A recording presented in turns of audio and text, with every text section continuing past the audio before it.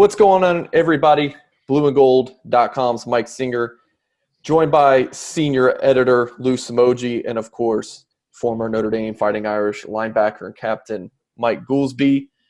If you are watching via YouTube, please go ahead and leave us that thumbs up and subscribe to us on YouTube. That really helps out our channel. And if you want to support our podcast, please leave us either a voice message, or you can be a recurring donator by going to anchor.fm/blueandgold.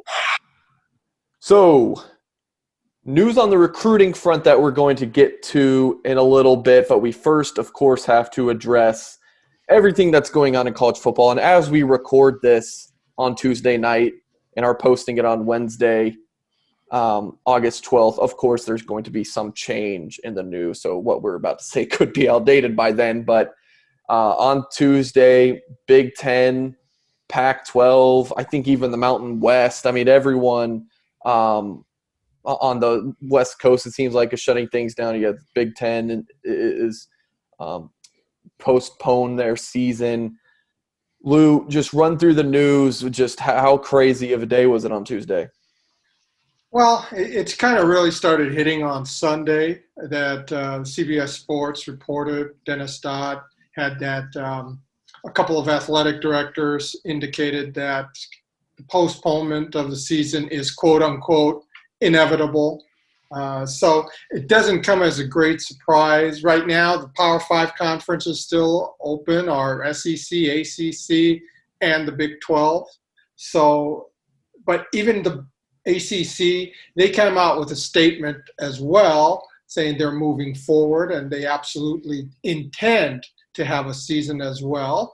But it was very carefully worded, and they concluded it by saying, be prepared to adjust as medical information and the landscape evolves, which is another way of saying is, we don't know what tomorrow brings. Right. This changes not necessarily just daily, but almost hourly. So Notre Dame is still going to hold its first practice tomorrow, Wednesday, August 12th, probably later in the afternoon, the usual time once school has started.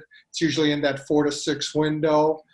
So that'll be the initial practice for the September 12th opener. If it's still on September 12th against Duke, maybe it gets pushed back.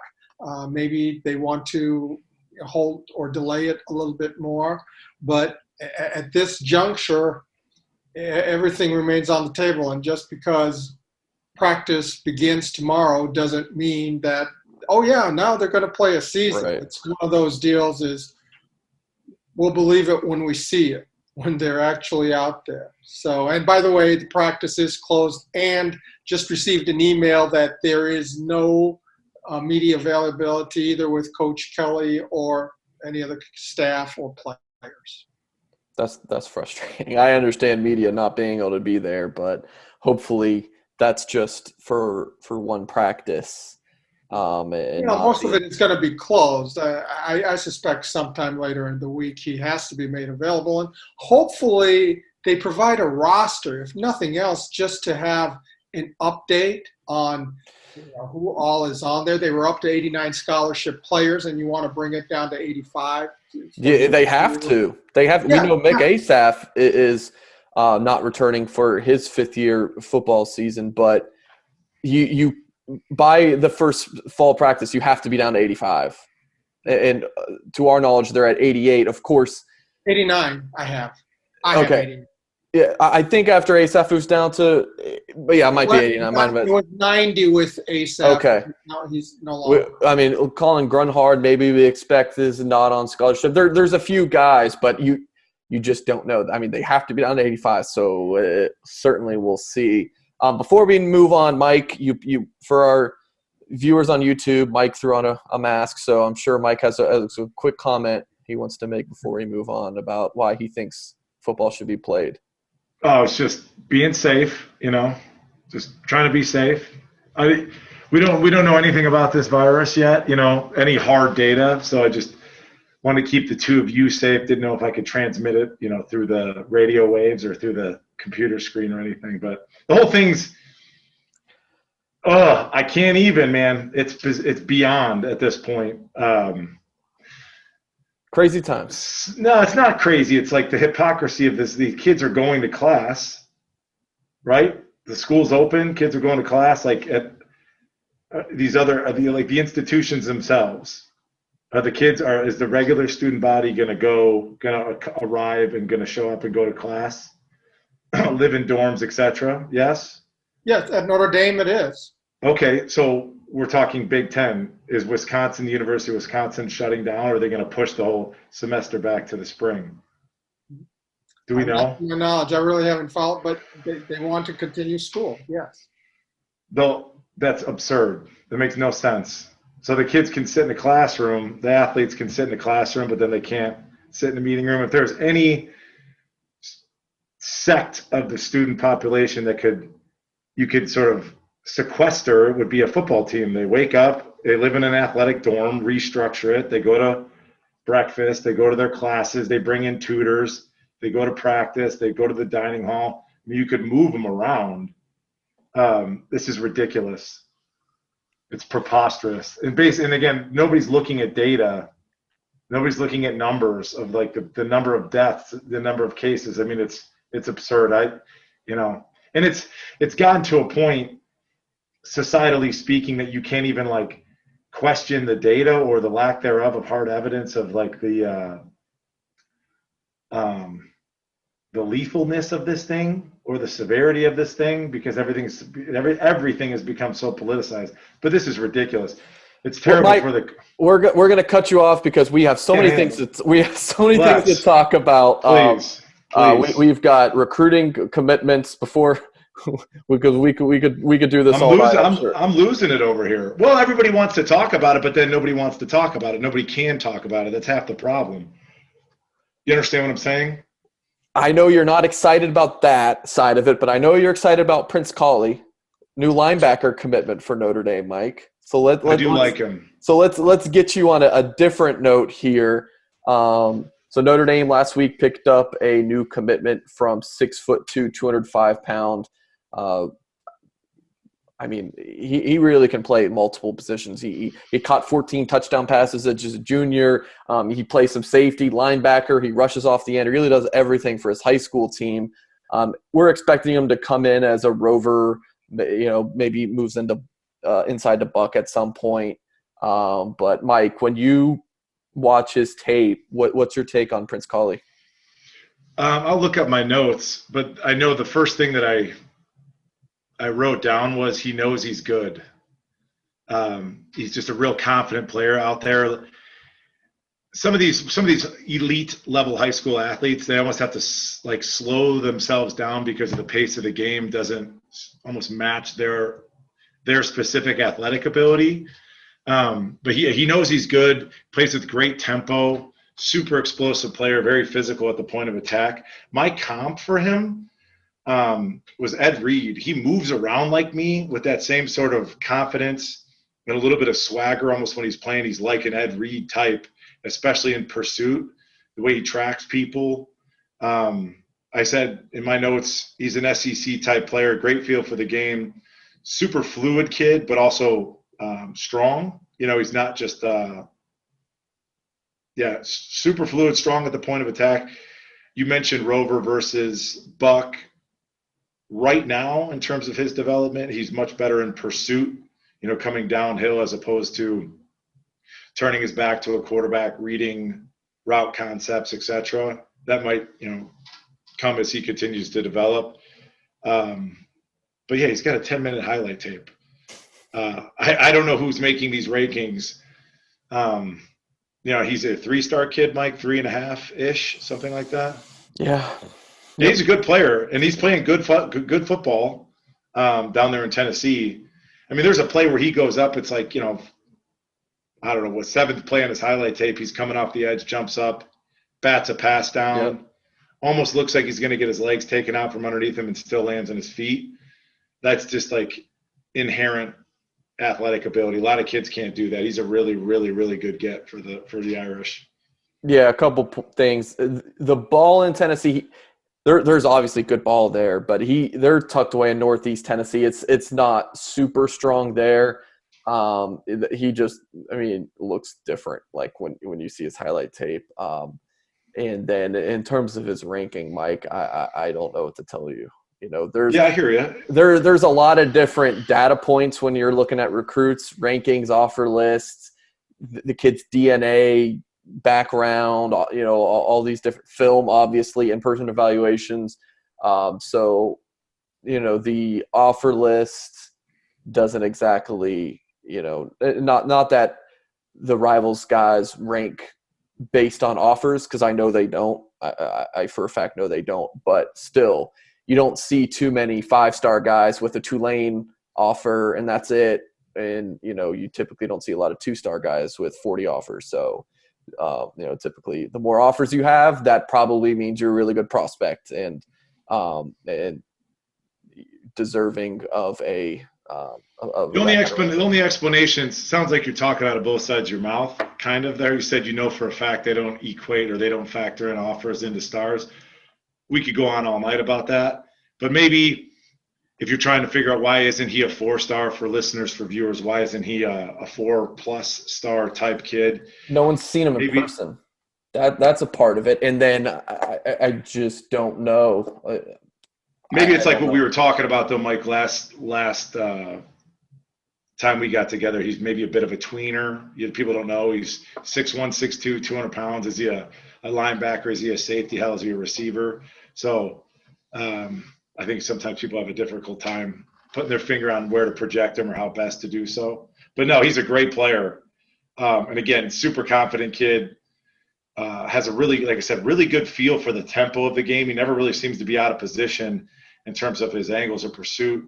And he does have that innate ability, that kind of hip snap, that last millisecond hip snap to make big hits that every kid doesn't kind of possess that ability, which is unique. So he should be an exciting player to watch in the future. So that's Prince Cawley picked Notre Dame over Georgia, LSU, Oklahoma, Louisville. I mean, he had over 30 offers in total. Another commit for the Irish. So Kollie was last Friday. The next day, Rocco Spindler from Clarkston, Michigan, number 56 player in the country and number 3 offensive guard. He announced his pledge to the Irish. His recruitment came down to LSU, Michigan, Notre Dame, Penn State, and Ohio State. 6'5", 315-pounder. I mean, he's got the bloodlines. His dad, Mark Spindler, was a longtime Detroit Lion defensive tackle.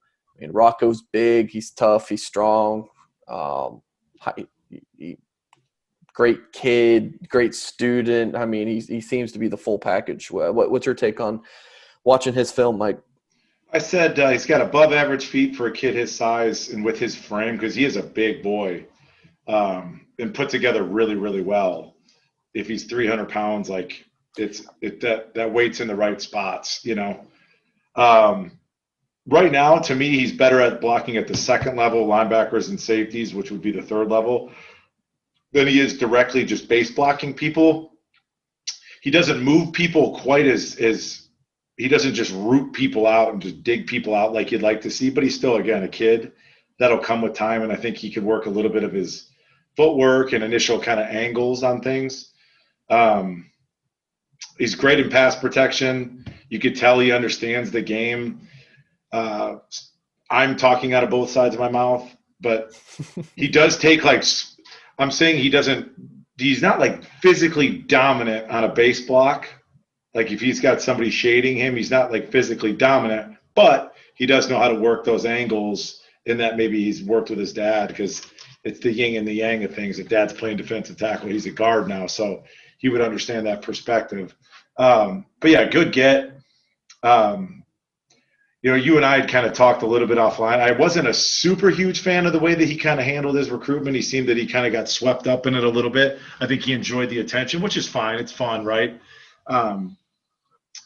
But it caught me a little bit off guard when you see an interior offensive lineman sort of feeling himself in the recruiting game in that social media world, but maybe that's just new age. Yeah, it's new age. Maybe we're going to see more of that. Maybe, and I'll tell you, you know, I've got a kid here in town, big shot corner, And the last 2 times that we've gone out and worked out, he's had somebody come film him. And I was like, hey, is this you trying to make money? He was like, yeah. And I was like, I get it. He's trying to build this brand because down the road, kids are going to get paid. And I don't know all the particulars. So I sound like an old curmudgeon even commenting on some of that. But yeah, great player. I was super excited for Notre Dame fans to get him. You know, there's a lot of talk. We lost out on Shipley, the Clemson commit, yeah, the tailback Shipley. So that makes it's kind of a soft landing for us as fans now. So yeah, I agree with you, Mike, in terms of Notre Dame's 3 most vocal kids on social media and interviews and recruiting other guys. Well, it's definitely been Blake Fisher and Pat Coogan, 2 offensive linemen, and now you can probably throw in Rocco Spindler. So your 3 most vocal, biggest personalities are all offensive linemen, which is certainly interesting too. Because usually they're the low-key guys. absolutely. Coach Holtz always used to describe the difference between an offensive lineman and a defensive lineman is offensive linemen usually get the best grade point averages. They marry earlier. That's why they commit earlier as well to college. Nailed it. And you will not see them. They have their class schedules organized like 2 semesters in advance. And then, well, unlike defensive linemen, they're least likely to rob or steal a motorcycle or any kind of vehicle. So I remember that from about 35 years ago and him describing the difference. And so for the offensive linemen to take that kind of vocal role, usually they prefer to be in the background. It's like we're the unsung heroes. We're the guys who just quietly go out and do our jobs. We're the blue-collar figures and let the others have their glory. So this is a little bit of role reversal here. Which is fun, Lou. But again, we touched on this the last time we all spoke. I know, like preseason last year, Wisconsin's offensive line was getting a ton of love from the media, and they were on the cover of maybe it was the cover of Sports Illustrated, something like that. Yes. And I don't think they played up to that level of hype. So if these kids can come in and back it up, I'm all for personalities, but you better whoop somebody's ass when push comes to shove. So it'll be interesting to see when these kids come in as freshmen into training camp, what that response from established starters and veterans on the team is going to be. Yeah, I think that was actually 2 years ago, Mike, with the Wisconsin cover. And they only 5 games, and it's sort of like they were much more low-key the next year. So I hope that's not a jinx for Notre Dame's line because we put them on our yearbook cover with the 114 career starts and all. So yeah. Well, it comes down to case by case. It comes down to the kid's personality. But yeah, he's a big. Like I get it.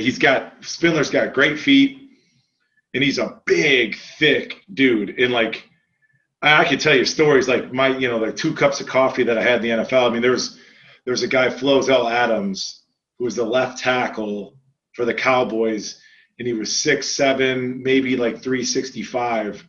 Yeah, his nickname was Flozell the Hotel. Nailed it. We're doing it tonight, Lou. But he was so big, just so big. I mean, it was just hard to even get around him, just even walking by him in the locker room, So like, I don't know if fans will have an appreciation for how big and how probably thick and what that kid's frame looks like. So, and you bring his feet along with that natural size and frame. I mean, Jesus, you saw his dad at the signing day announcement. He looks like a gosh darn, man. He's a big, scary dude. So yeah, I'd love to see, Rocco too. I need to probably do more research, but I'd love to see how big his hands are. If he's got those heavy hands that you imagine, like looking at his father, he's just probably got baseball gloves for hands. So like it's nice to see us trending up here. Another point on Rocco and the vocalness of him. I've never seen so much fanfare over an offensive guard, and I'm not trying to say that he doesn't deserve it or anything. I don't care if you're the number 1 player in the country. Like it's like I've just never seen that much excitement and adoration about a guard. Like Will Shipley, I get it. It's like this borderline 5-star guy, and he's a running back, and people say he's Christian McCaffrey, so everyone's really what's excited. What's your theory, Mike? What's your theory behind the? So did his. I've got a theory. Hear it. Let's hear it. I think part of it is his name.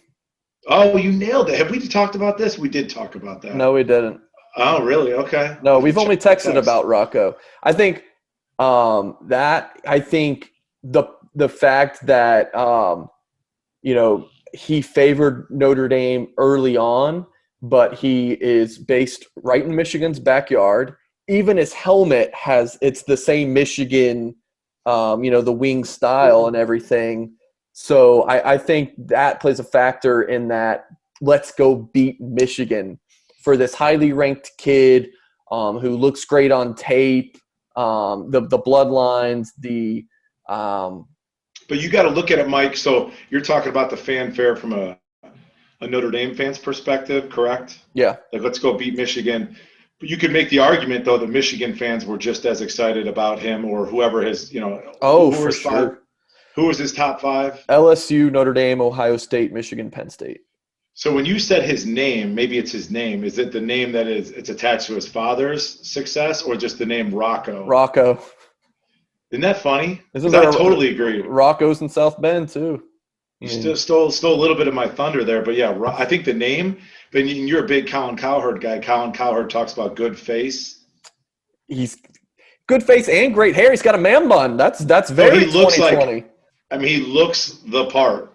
He really does. And my girlfriend and I watch a ton of football, and she's like, good face. She's like, good face. The symmetry. He just looks like a badass. He looks like a badass. So I'm glad we got him. And I think there's several other factors here. Okay. Number one is there was this fantasy early on that after you got Blake Fisher, who's ranked number 22 by Rivals, hey, you're going to get Langwell, you're going to get Rucci, Tangwall, yep. Spindler, and then when you're losing these other guys, it's like it magnifies how much more important it is now to get Spindler to not have that disappointment of losing so many of those top-tier linemen. And now if you have Fisher and Spindler in the same class, right off the bat now, okay, those are literally strong building blocks to have. And then he's probably the top ranked recruit left on the board there. Mm-hmm. So that's another factor. And then you have also Notre Dame has become this offensive line with 3 all-pros, first-team all-pros. One of them, Quentin Nelson, who plays the same position as Rocco Spindler. Yep. Jeff Quinn's used that recruiting pitch. Hey, come beat Quentin. And he's had the communication with Quentin. So you said you can't recall when there's been so much hype. Quentin Nelson, when he came in, he had similar type of hype, and he was ranked number 29 in the country, although most projected him as a tackle coming in, that maybe he's the next great left tackle or so. But sure. from the outset, they put him at guard. Okay. And that's where – I wonder, though, if Lou, if the hype in Quentin's instance or Quentin's case was like self-perpetuated or whatever. Like, I feel like Rocco was a good hype man on his own. Kudos to him. Kudos to him. Yeah, absolutely. Like I said, that's a game behind the game nowadays. So in fact, Quentin hated publicity. He just shied away from it. He was one of the shyest individuals I ever talked to coming out of high school, this highly ranked guy. I asked him about the martial arts he's working on, and said, it doesn't really matter. Football, it doesn't apply anything to football. You got to still play football. And the first time he came out for an interview at Notre Dame, as terrifying a guy as he is on the field, he was almost a nervous wreck dealing with the media there. And it's like, my God, he could demolish this whole room, turn it all upside down, and yet he's the one who's kind of like almost – afraid to say it. That begs the question, though, what do you look for? Kind of what I was referenced earlier in terms of maybe that's what you look for from your offensive line. But it's an interesting juxtaposition, though, between Rocco and Quentin. Boy, are we jumping the shark here. But similar body types. Quentin baby face. Couldn't be more baby face. He's tried to grow the kind of the Fu Manchu nowadays. But it's super baby face, and then Rocco looks like an extra out of a Vin Diesel movie. So it'll be interesting to see how this plays out. He got the full beard as a high school senior. I always said when the Michigan player Juwan Howard, the basketball player, was recruited, he looked 35 years old when he was a freshman. Yeah, he looks like he's 72 now. Yeah, he's probably 40. Yeah. It doesn't look like he's the son of Mark Spindler. It looked like they played together in the NFL. Brothers. Yeah. I will say, good for us. Good for us. Speaking of babyface, I said this on WSBT on would that have been Monday? I love this class for Notre Dame, offensive line class. It's not like you mentioned, Lou. It's not Rucci, Tangwall, Spindler, and Fisher, but Pat Coogan, LSU, Ohio State, Oklahoma, Texas A&M. He had 30 some offers, but he's not a 4-star. He's still a 3-star. But that's a whole other discussion. But the guy I'm most excited about, maybe in this entire class, is Joe Alt.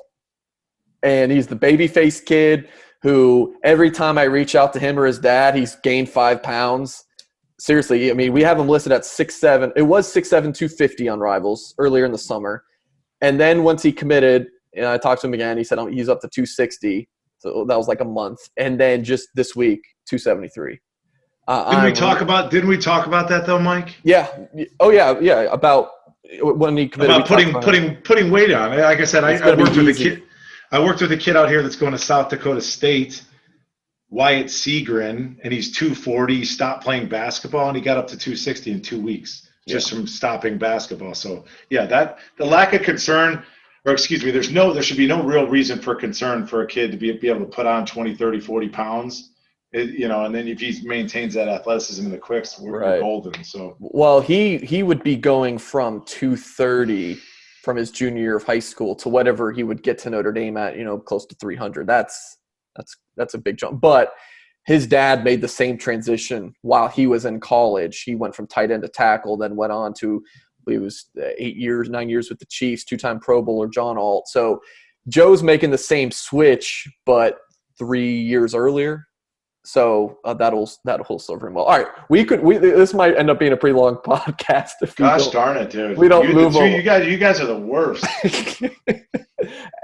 I mean, we could just do this whole podcast on the offensive line recruiting, but we will move on. So we have questions from the message board at blueandgold.com, which if you are listening to this or watching this and you're not subscribed, I don't know what you're doing. If you enjoy this podcast, this is daily on the message board in terms of communication with the staff members and very interesting chats and threads with our subscribers at blueandgold.com. Quite an interesting bunch. You can get 60 days free using promo code Irish60. Again, go to blueandgold.com and sign up.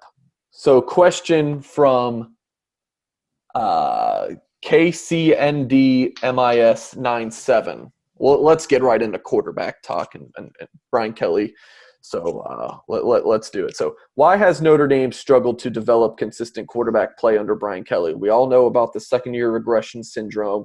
Do you guys have any insight/educated guesses on why that happens and how the staff can rectify it? We've had some highly rated quarterbacks with top-end skills, but somehow things don't translate as well as everyone hopes for. Who wants to take that one?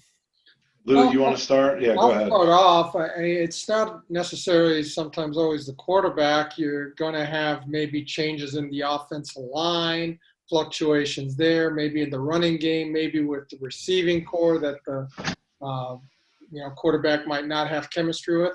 But a few years ago, 2 or 3 years ago, I directly in a one-on-one interview, usually it's not you don't get as good an answer if you're doing it in a media setting. But I asked Brian Kelly directly, what would you say is a major reason why somebody such as, might regress in their second year? Because his greatest success has come with new quarterbacks. For example, Tommy Rees comes in as a true freshman when Dane Christ is injured, and they go 4-0. Well, one of the reasons, for the first time, they used 2 tight end sets under him, and they went to more of a running attack. Same with Everett Golson in 2012. First year as a starter. They really heavily rely on the running game. And as Brian Kelly said, he was really riding on the bus. He wasn't driving the bus. Deshaun Kaiser comes in for Malik Zaire when he's injured and has a fantastic sophomore year, but the next year they go 4-8, and he has a really tough time, especially in the fourth quarter. And we saw that with Brandon Wimbush too, and then kind of with Ian Book, especially through the first 5-6 games. And the answer he gave at that time was, when we have a young quarterback, we go back to the basic tenets of offense, which is keeping things simple, KISS. Keep it simple, stupid, more emphasis on the ground game, maybe more 12 personnel to take some of the onus off him. And then once he's had maybe that experience, you put a little more on the plate, and sometimes the Peter principle comes into place here, that you reach a certain level and maybe you try to extend it beyond your capabilities. And I'm not saying that that's the case with each of them. Each is his own individual case, but that seems to have been the pattern. I think you said play beyond your capabilities or limited capabilities. Reese was never going to be that guy. Golson was never going to be that guy, and Zaire was never going to be that guy. They're just not going to be the guy. Zaire and Golson were like kind of a running back that could throw the ball, height, weight measurements, etc. Like they just weren't it. It was pretty apparent, and Reese wasn't it. Like in terms of natural God-given ability, you couldn't necessarily say the same about Deshaun Kaiser. That's why he ended up being the second-round pick. Deshaun Kaiser, as a fan, always struck me as being like a little bit emotionally immature, to be in that role. Like, I don't know how old he was when he was playing or whatever, but he just seemed a little bit emotionally immature to me to handle that weight of playing that position. But Golson and Zaire may be special athletes, but they're not it as far as a quarterback is concerned. But people need to look at, I think when Notre Dame fans is I've been around this for a few months now. People want to win. They want to win games, but they also want like first round picks, and they also want stats, and they also want prototypical. Like everybody wants Justin Fields and Trevor Lawrence, in terms of height, weight, measurables, statistics, accolades, draft status, etc. But what are you going to? I think when you're to whoever's asking that question. What is the question? How are you going to stack rank what's most important? Winning's most important.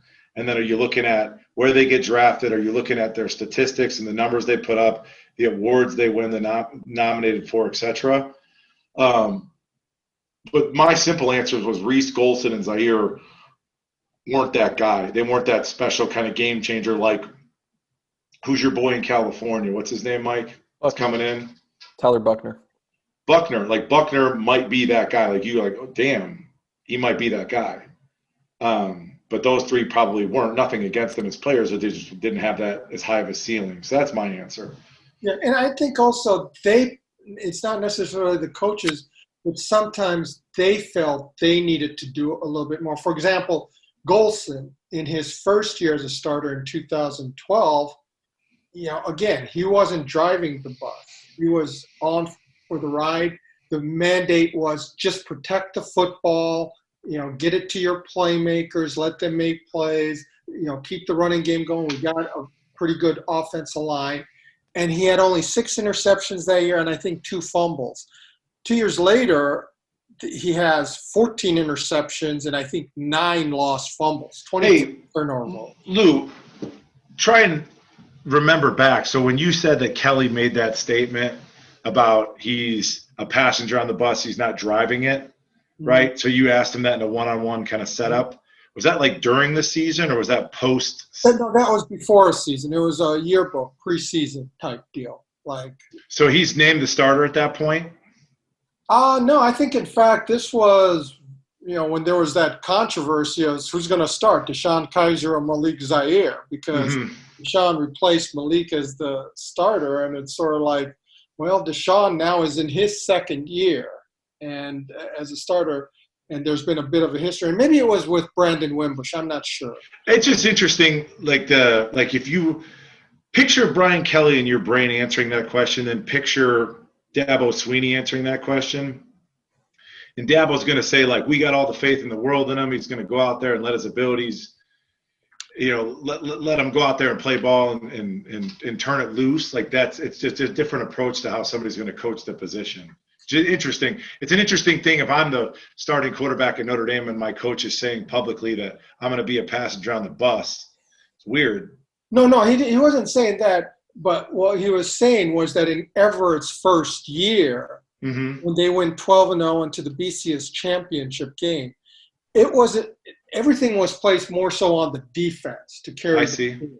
It was a tremendous defense, finished number 1 in the regular season, whereas the offense, in Brian Kelly's 10 years here, that 2012 offense that went to the championship game averaged only 25.4 points a game, which is the lowest in the Brian Kelly era, because part of it was we have a great defense. Let's not screw it up for them because they can carry us. So they were not asking a lot from Everett other than protect the ball, run when you have to, supply an element that maybe Tommy Rees couldn't, plus the deep ball also.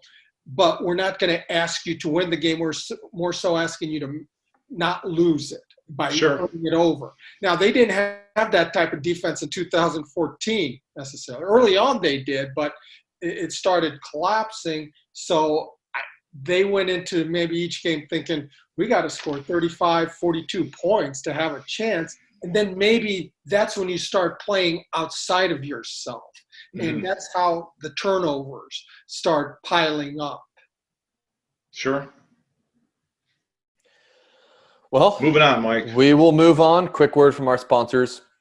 Trade Last is a Notre Dame Idea Center startup that has pivoted its business model to a not-for-profit initiative to serve the medical responders, selflessly sacrificing themselves during the crisis. They're doing so by providing free vacations post-crisis for the responders so that they can recover from the trauma they have experienced and reconnect with their families. Please consider helping this important initiative started by Notre Dame alums and staffed by student volunteers by visiting their website, tradelasts.com, and donating time in your second home, spreading the word to others, or supporting their GoFundMe page. Again, that's tradelasts.com, tradelasts.com. Thank you for supporting this deserving Notre Dame initiative.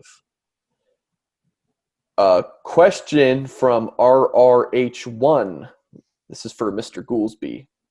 So let's put Mike Goolsby, who's a recruit in the class of 2000, 5-star prospect, of course, and now he's on a 5-star podcast. We love that first full circleness there. Say you put Mike Goolsby into today's game. What position are you playing in Notre Dame's defense? So not your defense, and what are you playing in this Clark Lee scheme in today's game? Yeah, I think either a Buck or a Mike probably. I mean, you were an inside linebacker. I feel like that's that makes a lot of sense. Yeah, so it'd be a Buck or a Mike. I'll reword the question then. How would you fare in today's game? How would you fit in Notre Dame's defense in terms of would you think you'd be a good fit? Sure. I mean, knowing the amount, how do I word this? I know so much more about football than I did when I was playing at Notre Dame, largely due to the lack of kind of coaching and sort of tutelage that I got. There's things I was just training a kid earlier today before I jumped on this thing. And I've told him so many things about playing the linebacker position that I didn't know, I was a senior in college, Mike, and somebody was a coach, when you time up your blitz off of a motion of the wide receiver, I was like, why didn't somebody tell me about this 3 years ago? And I was like, it makes a ton of sense, but nobody ever told you. So yeah, I think it's such an overlooked aspect of these kids playing football. We love the heights, we love the 40s, we love the physical numbers. But yeah, if you understand route concepts, if I was 215 pounds, could I have moved around a little bit at Rover? Sure. But yeah, understanding the run game, my senior year, I screwed up 3 run fits the whole season in terms of being in the right spot. So yeah, I'd be a Mike. Mike, Go ahead. I listed at 242 pounds in your final season in 2004 here. Mm-hmm. Notre Dame's current Mike linebackers, no one weighs more than 228. The Bucks, are right there at 225, and Jeremiah Owusu is about 220 at the Rover. Yeah. Would you need to slim down to that? Oh, absolutely. Yeah. I mean, I played my best football, Lou, and I'm probably a little bit taller than some of those kids. Like I'm probably 6'3", and I was going into my junior year, I was 228 with 5% body fat, and it's like, so like there's the weight and there's the speed and there's all these things, but then there's like the pliability and the bendability in terms of being able to flip your hips and move around, that when you put on another 20 pounds that you kind of lose a little bit of. But yeah, I mean, junior year, I was freaky athletic. I really was completely clueless in terms of what I was doing, and still ended up third in the team in tackles and a bunch of tackles for loss. I had several tackles for loss, Lou, where I bit so hard on a couple of times I had sacks where I bit so hard on play action I just kept going and ended up getting a sack and got yelled at for it. But yeah, I think any of those 3 spots. But then the dark horse candidate, I still say this, I still think I could have been a really, really good tight end. I really do. I ran 4.53 in high school. 40s don't matter, Mike. You just said I ran a 10.8, 800 meters at 215 pounds. Get real. So. Yeah, I think any of the line. I ran a 10.78. Look it up. Impressive. Well, there's a reason you're a 5-star. Was the internet? Mike, I ran a 4.53 at Penn State's football camp going into my sophomore year of high school as a 14-year-old. True story, and that's when all my recruitment took off. So, even you kind of. So yeah, I think I could have played any of those linebacker spots, but I think I still think I could have been a above average tight end in college. They didn't throw to the tight end then, though. Oh man, Lou, our tight ends were like John Owens. John Owens played like 6 years in the NFL. Great. He caught 5 passes in his career at Notre Dame. Gary Gotze, I think. We talked about this last time we got together. Like, everything was bigger then. Like we wanted tight ends to be like 270, 280. Billy Palmer's brothers, Jesse Palmer, was right all over ESPN everywhere. The Bachelor. Billy, yeah, The Bachelor, and he was on The Bachelor when we all were in college. So we were all, we all knew Jesse. So we'd like turn on the TV and be watching Billy's brother on TV. It was surreal. But Billy Palmer used to tell this great joke. And by the way, all these guys are now listening to this podcast, so they're all asking me to give them shout outs, But Billy's fat ass was like 260, and then he got up to like 270 or something. And he used to joke that at practice, they were going to have him go in motion as a tight end, right? Go in motion. And like, hey, Bill, just stop. Like, hey, Milligan, get out of there. Billy, put your hand on the ground. Like, go in motion and then stop and become a guard. Like, he was like, they're going to turn me into a guard. That's how heavy they wanted him to get. So, yeah, just different game. The game's evolved. Sure, he's going to appreciate you calling him a fat ass. You should see him nowadays. Jesus. Another quick word from our sponsors, guys. Looking for that unique Notre Dame item for the Irish fan in your life? Visit Augie's Locker Room, the country's #1 Notre Dame memorabilia shop. They have the largest selection of Notre Dame helmets dating all the way back to the turn of the century up to present day, including the Shamrock Series helmet. They also have stadium benches, framed tickets, one-of-a-kind Rockney items, signed items, and many other unique pieces. If it's Notre Dame, they have what you're looking for. Visit them online at augieslockerroom.com or call 574-277-ND. Mike, this is another question for you. What was your reaction when you were given the green jerseys for the Boston College game in 2002? I'm sorry, we got to bring this one up, Mike. Hey, no, it's fine. Just a little background first for maybe who aren't familiar with it. That was Tyrone Willingham's first season, and Notre Dame had just come off back-to-back, a 5-6 season with Bob Davie. So they start off the year 8-0, move up to number 4 in the country, They had just beaten Florida State, a traditional powerhouse in Tallahassee, at 34-24. And now everyone was believing. All year long, it was sort of like there was skepticism about, well, is Notre Dame really that good? And then when they beat Florida State down there, they're 8-0. Everyone is saying, wow, this team is for real. And so Boston College came into town in early November, and Notre Dame was 8-0 and number 4 in the country. Take it from there, Mike. Good setup, Lou. Yeah, this team is for real, but we kind of weren't, because I think, as I've touched on this before, we didn't score a touchdown on offense with Coach Willingham's West Coast offense. We didn't score a touchdown the first 7 games, so we're winning on effort and miraculous plays on defense and things like that. But yeah, so to kind of even set it up a little bit further, Lou, you went out for warm-ups, whatever it is, the 20-minute warm-ups, and you kind of go back in. So anybody that's been to the game, then you go back in the locker room and you come out, I think, for the national anthem, coin toss, etc. So after the warm-up, you go back in the locker room, and then the jerseys and the socks, green socks, were hanging in our locker room, and I was pissed because I tape my ankles outside of my shoes. They call it spatting your shoes. I used to spat my shoes, so I had to take all that tape off. I had to take my shoes off. I had to take my socks off and put on these stupid green socks. And mind you, Lou, you know this. You've been on the field before. That grass at Notre Dame Stadium is so damn long, and like your pregame warm-ups are almost like you're running in sand. You're tired after them. It's too much. So you're tired coming in off of pregame warm-ups, and you have to take all of your stuff off and put this jersey back on. And I couldn't have been less excited, because it doesn't matter. The football, all this hooting and hollering, everybody loves it. It's great for NFL films and whatever, all the pregame hype up stuff. Like, if you don't execute, none of it matters. In that game, we didn't execute. We put the ball on the ground. There was 5 turnovers on paper. Well, we actually gave it up, but we put the ball on the ground 7 times that game. We only lost. You remember that, Lou? Yes. So, and then how many points did we give up on defense, Lou? Ooh, I gotcha. 7. Yes. Because the final score was Boston College 14-7, but the name I remember, Josh Ott, returning an interception for a touchdown. And it took him probably 17 seconds to run. Like, he could, the slowest linebacker ever, and we gave it away on the whole thing was just an abortion. It was awful.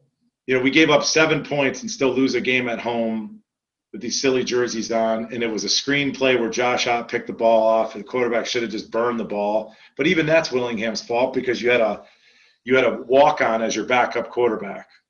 Like, how does that work out? So there's layers to these things, but I was not excited to answer the question. I was not excited. How about the rest of the team? What did you say? I think it was kind of cool for a second, like, whoa. But then you're like, then the realization is I've got 17 minutes to completely undress, and I'm covered in sweat because of the pregame warm-up. So it's like, it's hard. You've seen that. It's like, it's hard to take those jerseys off, and I'm already tired.